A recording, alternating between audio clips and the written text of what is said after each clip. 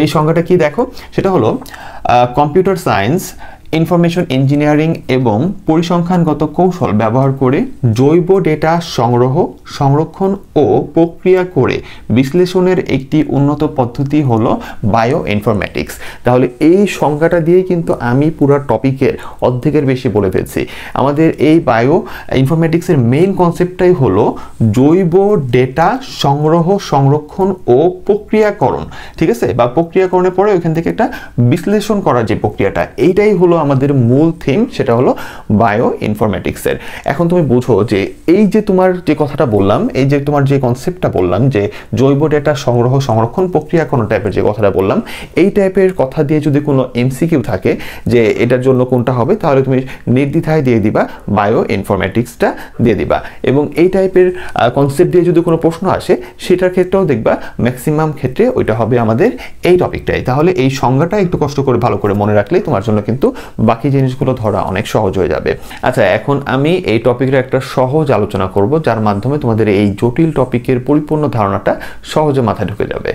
তো তোমরা সবাই কিন্তু স্কুলে যখন 5, 6, 7, 8 এর ক্লাসগুলোতে পড়ছো, তখন কিন্তু বিজ্ঞান বইতে একটা অধ্যায় ছিল, খেয়াল করে দেখো, সেটা হলো কোষের গঠন সম্পর্কে একটা অধ্যায় কিন্তু পড়ছো। কোষের ভিতরে তোমার সাইটোপ্লাজম আছে, মাইটোকন্ড্রিয়া আছে, তারপর নিউক্লিয়াস আছে, নিউক্লিয়াসের ভিতরে ক্রোমোজোম আছে, ক্রোমোজোমের ভিতরে ডিএনএ আছে। তো এরকম অনেক কিছুই কিন্তু তোমরা পড়ছো। যারা 9-10 এ পড়ছো, তোমরা সায়েন্স নিয়ে পড়ছো, তারা কিন্তু বায়োলজিতেও আরও এটা বিস্তারিত পড়ছো। বা যারা এখনও তোমার কলেজে উঠে তোমরা সায়েন্সে আছো, তারা কিন্তু এখনও এটা সম্পর্কে আরও অনেক বিস্তারিত পড়তেছো।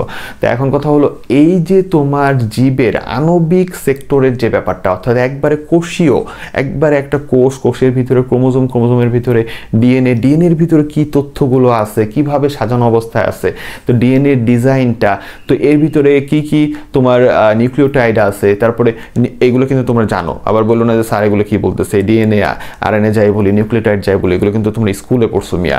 তো এই যে ডিএনএর অভ্যন্তরীণ যে ব্যাপারটা আছে, ডিএনএর ভিতরে নিউক্লিওটাইডের যে গঠনগুলো আছে, অ্যাডেনিন, গুয়ানিন, সাইটোসিন, থাইমিন, তো এই জিনিসগুলো এত আণবিক পর্যায়ের যে ডিজাইন, এত আণবিক পর্যায়ের যেই তোমার পড়াশোনাটা আছে, এই জিনিসগুলোর ভিতরে কিন্তু অনেক তথ্য তোমার কি থাকে, স্টোর থাকে। তো এই যে ডিএনএর গঠনটা, এটা থেকেই কিন্তু তোমার একটা জীবের যাবতীয় তোমার বৈশিষ্ট্য, ওইটার ভিতর থেকে তোমার ম্যাক্সিমাম বৈশিষ্ট্য কি করা যায়, তোমার বের করে আনা যায়। তাহলে এই যে তোমার পড়াশোনাটা, ঠিক আছে, জীববিজ্ঞানের এই যে সেক্টরের পড়াশোনাটা, এই সেক্টরের পড়াশোনার ভিতরে যদি কম্পিউটারের সহায়তা লাগে, তাহলে ওইটাকেই বলা হবে হলো বায়ো ইনফরমেটিক্স। সহজ কথা বুঝে আসছে? তাহলে জীববিজ্ঞানের একবারে আণবিক সেক্টর যেটা, অর্থাৎ জৈব তথ্য যেটা আমরা বলতেছি, কোষের ভিতরে বা ডিএনএর ভিতরে অভ্যন্তরীণ যে তথ্যগুলো,